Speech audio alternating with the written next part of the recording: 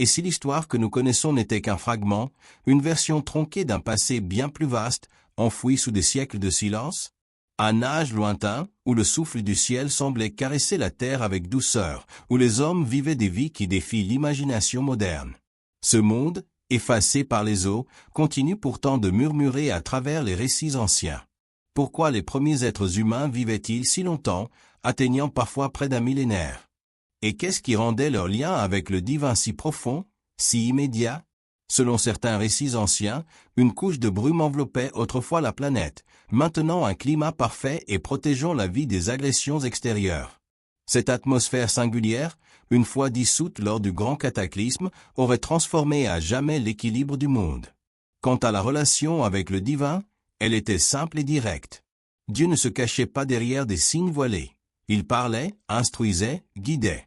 À cette époque, les vies naissaient, les savoirs se transmettaient, et l'humanité progressait dans des domaines que nous croyons avoir inventés récemment.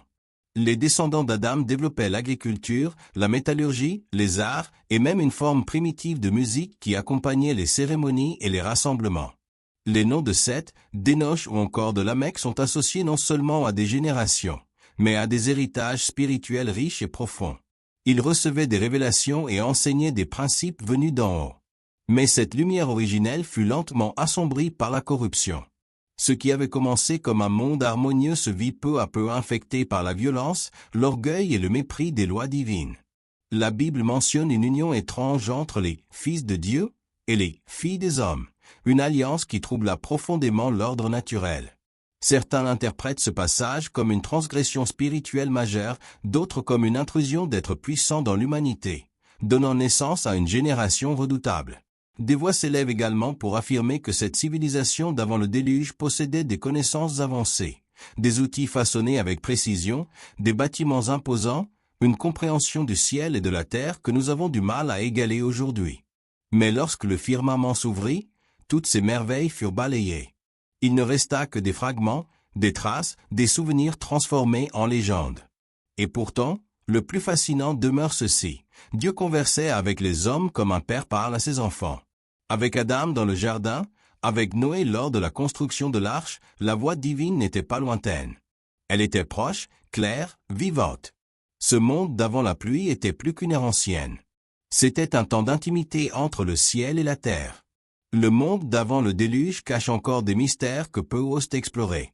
Ce n'était pas seulement un âge d'innocence et de lumière. Dans l'ombre, des forces puissantes agissaient en secret, modifiant l'ordre établi. Et lorsque ces forces se manifestèrent pleinement, elles transformèrent la surface de la terre à jamais. D'où venaient ces créatures gigantesques dont parlent les anciens récits? Étaient-ce des légendes ou des témoins d'un événement réel, mais oublié? De nombreux textes anciens suggèrent qu'il s'agissait d'êtres nés d'une union interdite, des entités spirituelles, appelées « fils de Dieu », quittèrent leur domaine céleste, attirés par la beauté des femmes humaines. En s'unissant à elles, ils engendrèrent une race hybride, connue sous le nom de Néphilim, dont la stature et la force dépassaient tout ce que l'homme connaissait. Mais ces êtres n'étaient pas seulement impressionnants par leur taille. Ils portaient en eux une nature déformée, un appétit de domination, de violence, de chaos. Partout où ils apparaissaient, la paix disparaissait. Ce monde autrefois harmonieux bascula alors dans une ère de terreur. L'humanité, influencée par leur brutalité, s'éloigna encore plus de son Créateur. Dieu, voyant la corruption gagner tous les cœurs, décida de ne pas rester silencieux. Mais avant de frapper, il envoya des avertissements. Il donna à Noé, un homme juste parmi les siens, la mission de construire une arche. Ce projet colossal n'était pas seulement une construction, mais un témoignage silencieux de ce qui allait venir. Chaque coup de marteau annonçait le jugement imminent, et pourtant, peu écoutèrent. Pour comprendre comment un tel désordre a pu s'installer, il faut remonter bien avant la création de l'homme. À l'origine, Dieu créa des anges pour servir dans les cieux. Parmi eux, un être éclatant se distinguait, Lucifer, aussi nommé l'étoile du matin. Mais ce dernier ne se contenta pas de la gloire reçue. Son orgueil le poussa à se rebeller, entraînant avec lui un tiers des anges. Rejeté du ciel, ses esprits déchus furent projetés sur la terre. Lucifer devint Satan, et ses alliés, les démons. Leur influence sur le monde se fit sentir dès les premiers jours de l'humanité. Par la ruse, la séduction et la rébellion, Ils semèrent la confusion et l'orgueil dans les cœurs. Les Néphilim furent l'un des signes les plus visibles de cette corruption spirituelle. Ces êtres, fruits d'un pacte interdit, devinrent les symboles d'un monde en chute libre. Leur existence marqua une étape irréversible vers la destruction. Le déluge, lorsqu'il arriva, ne fut pas seulement un acte de colère divine, mais une réponse face à une humanité au bord de l'abîme.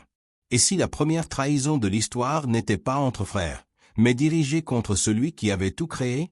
Imagine un univers parfait, sans douleur ni conflit, où chaque créature vivait en harmonie, jusqu'au jour où un murmure, léger mais pernicieux, sema le doute dans le cœur humain. Ce fut dans ce jardin paisible que commença la plus grande tragédie de l'humanité. Pourquoi une créature comblée par le Créateur choisirait-elle la désobéissance? Et comment un geste en apparence insignifiant put bouleverser l'équilibre du monde? Tout repose sur le désir d'égaler Dieu. Ce n'était pas simplement manger un fruit défendu, c'était vouloir prendre le contrôle, devenir maître du bien et du mal. Une ambition insufflée par une intelligence rusée, celle d'un ange déchu déguisé en serpent, qui offrit à Ève non seulement un fruit, mais une illusion de pouvoir. Ève céda, séduite par la promesse d'un savoir interdit. Puis Adam, conscient, suivit le même chemin. En cet instant, ce n'est pas seulement la pureté qui fut perdue, mais l'autorité spirituelle que Dieu leur avait confiée. Le mal entra dans le monde, et avec lui, la séparation entre le divin et l'humain. Ce n'était plus un simple jardin, c'était désormais un champ de lutte entre la lumière et l'ombre. Ce basculement ne tarda pas à produire ses effets. Les fils d'Adam illustrèrent la profondeur de cette chute. Abel, sincère et juste, offrait de son cœur. Caïn, plein d'orgueil, fut consumé par la jalousie. Lorsque Dieu rejeta son offrande, au lieu de changer, il choisit la colère. Et cette colère le mena au premier meurtre de l'histoire. Le sang d'Abel cria depuis la terre. Dieu ne détourna pas les yeux. Il interrogea Caïn, lui donna l'occasion de se repentir. Mais le cœur de l'homme s'était déjà durci. Le jugement fut clair. Caïn serait errant, marqué par son crime. Ce qu'il craignait n'était pas la faute, mais la punition. Il savait que la violence qu'il avait initiée se retournerait contre lui, preuve que l'humanité s'enfonçait dans un cycle sans retour. Pourtant, dans ce monde en déclin, un homme se détachait des autres. Son nom, Noé. Il ne suivait pas les voies de la corruption ambiante. Il marchait avec Dieu. C'est ce cœur différent, fidèle, qui attira l'attention du Créateur. Tandis que la terre se remplissait de ténèbres, une lumière persistait dans la maison de Noé. C'est à lui que Dieu parla, lui révélant ce qui allait venir et comment s'y préparer. La construction de l'arche n'avait pas encore commencé, mais l'appel avait déjà été lancé. Dans un monde en ruine, Dieu allait offrir une chance. Pas à tous, mais à celui qui, au milieu de la tempête morale, restait droit. Dieu, dans sa justice parfaite, n'oublie jamais la compassion. Lorsqu'il condamna Caïn, il ne le livra pas à la mort immédiate. Il mit sur lui un signe protecteur, empêchant quiconque de le tuer. Ce geste révèle une vérité profonde. Même dans le jugement, la grâce divine se manifeste. Caïn partit, mais son histoire devint un avertissement vivant. Le péché ne touche jamais une seule personne. Il laisse des cicatrices durables sur les générations. Alors que les siècles passaient, la méchanceté humaine ne cessa de croître. Deux lignées se formèrent. L'une, issue de Seth, poursuivait une relation sincère avec Dieu. L'autre, descendante de Caïn, s'enfonçait dans l'égoïsme, la violence et la rébellion. Dans ce monde partagé entre lumière et ténèbres, un homme marqua l'histoire d'une façon unique, Enoch. Qu'avait donc Enoch de si particulier pour ne jamais connaître la mort? Et pourquoi fut-il retiré de la terre par Dieu lui-même? La réponse réside dans sa manière de vivre. Enoch ne se contentait pas de croire, il vivait chaque jour en communion avec le Créateur. Il ne suivait pas des rituels vides, mais un chemin guidé par la confiance et l'obéissance. Il marcha avec Dieu, et cela transforma son destin. Enoch faisait partie de la descendance de Seth, celle qui avait conservé, malgré les ténèbres environnantes, l'héritage spirituel transmis par Adam.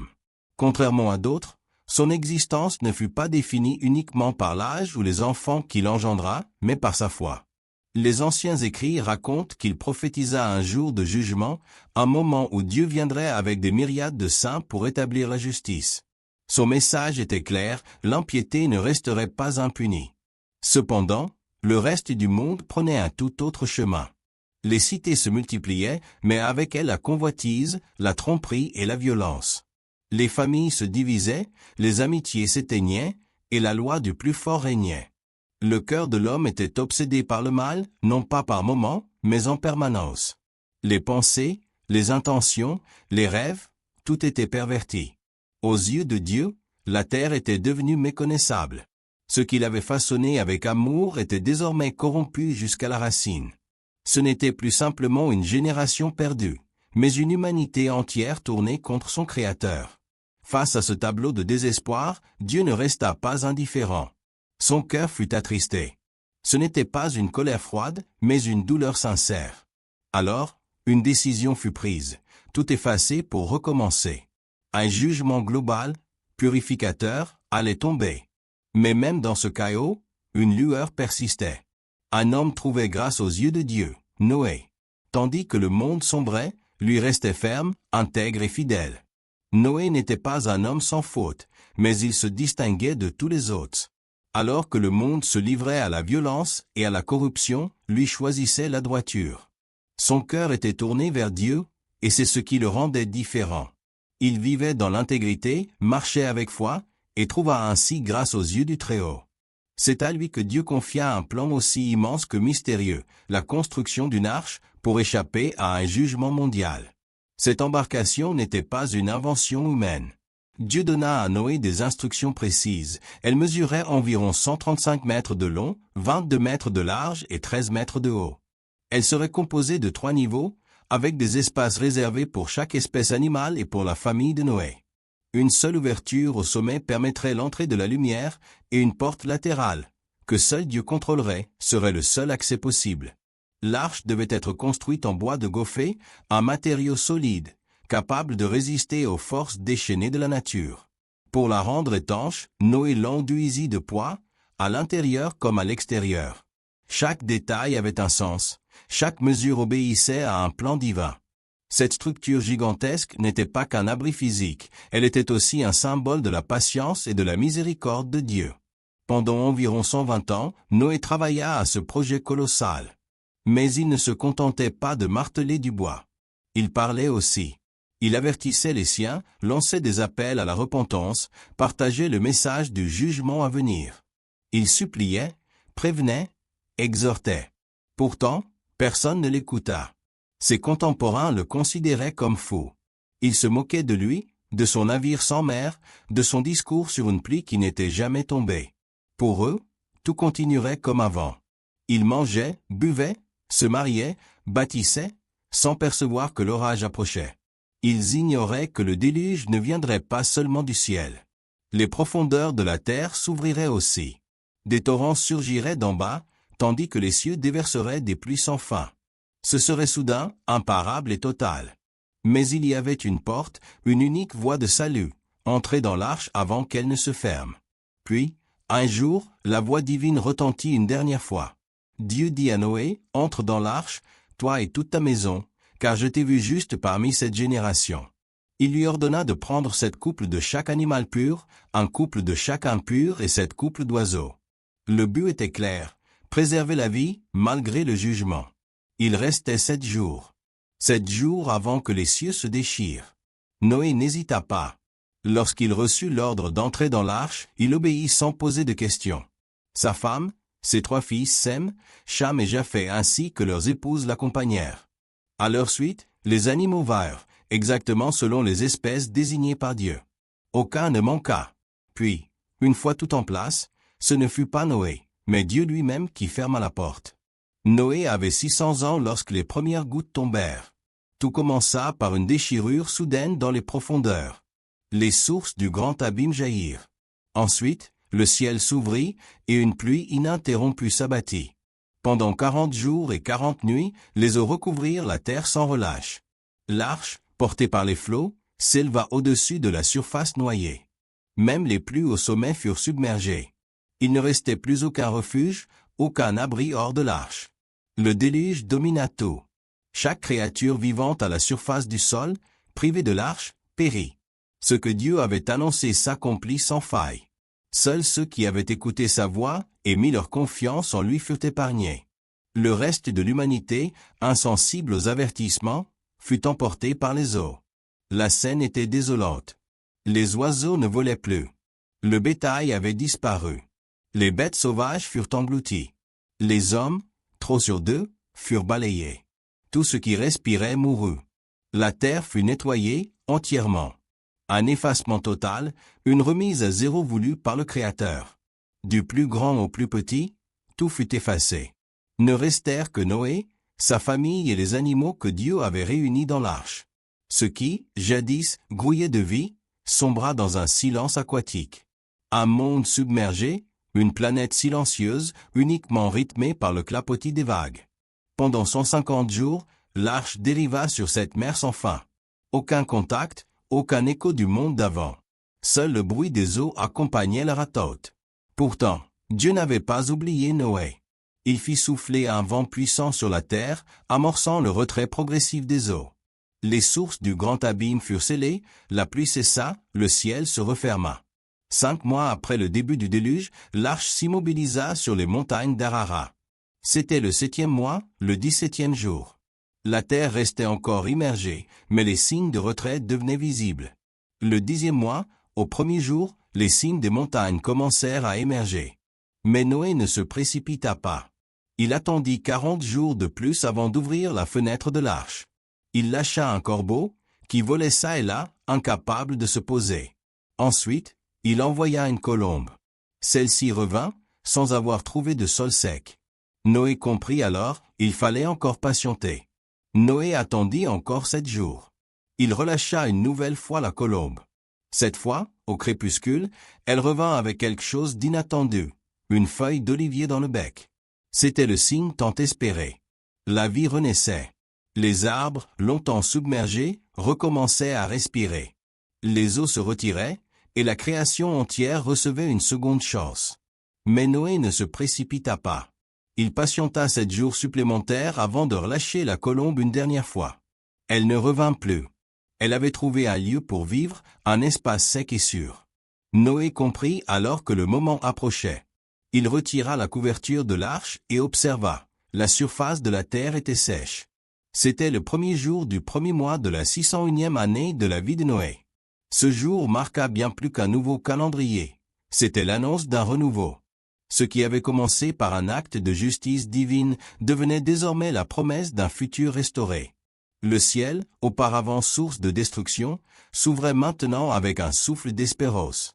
Malgré cela, Noé ne quitta pas immédiatement l'arche. Il attendit l'ordre clair de Dieu.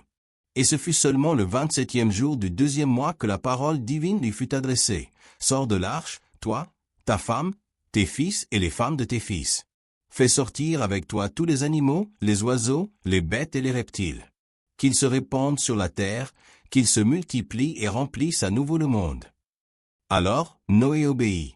La grande porte s'ouvrit, et la lumière entra. Un à un, les êtres vivants quittèrent l'arche. Le vent était pur, la terre nouvelle. Tout semblait avoir été effacé et recommencé. Les groupes d'animaux sortirent, chacun selon son espèce. Les oiseaux prirent leur envol, les reptiles rampèrent dans la poussière, les mammifères avancèrent prudemment. Le monde, autrefois en ruine, devenait un champ de possibilités. Noé, pour sa part, ne pensa ni à bâtir une demeure ni à chercher de la nourriture. Son premier geste fut tout autre. Dès qu'il posa le pied sur cette terre renouvelée, il construisit un autel. Il choisit parmi les animaux purs et les oiseaux consacrés et offrit un sacrifice. Ce n'était pas un acte vide ou machinal, mais une offrande pleine de reconnaissance. Un témoignage de fidélité et de confiance. Dieu reçut ce geste avec faveur. Ce n'était pas la fumée du feu qui lui plaisait, mais l'intention du cœur. L'arôme de la gratitude, né de l'obéissance et de la foi, monta jusqu'au ciel. Noé n'avait pas simplement survécu au déluge. Il avait traversé l'épreuve, et à travers son autel, il consacrait le début d'une nouvelle ère. Dieu, dans sa sagesse infinie, prit une décision profonde. Il déclara qu'il ne détruirait plus jamais la terre à cause de l'homme. Bien qu'il reconnaisse que le cœur humain penche vers le mal dès la jeunesse, il choisit de garantir la stabilité. Il établit un ordre immuable. Tant que la terre existera, les saisons se succéderont, le froid et la chaleur alterneront, le jour et la nuit ne cesseront jamais. Le cycle naturel était restauré, et la vie pouvait recommencer. Après cela, Dieu bénit Noé et ses fils. Il leur donna une nouvelle mission. Soyez féconds, multipliez-vous et remplissez la terre. L'humanité redémarrait, mais avec une conscience différente, avec des responsabilités nouvelles. Dieu leur confia l'autorité sur les animaux, mais aussi le respect de la vie. Désormais, toutes les créatures auraient une crainte naturelle de l'homme. Pour la première fois, Dieu permit que l'homme consomme la chair des animaux comme nourriture, mais avec une condition claire, il ne devait pas manger le sang, car le sang, c'est la vie. C'était une leçon sacrée sur le respect de la création et sur la valeur de chaque souffle. En outre, Dieu institua une loi fondamentale, la vie humaine est sacrée. Quiconque verserait le sang d'un homme serait tenu responsable.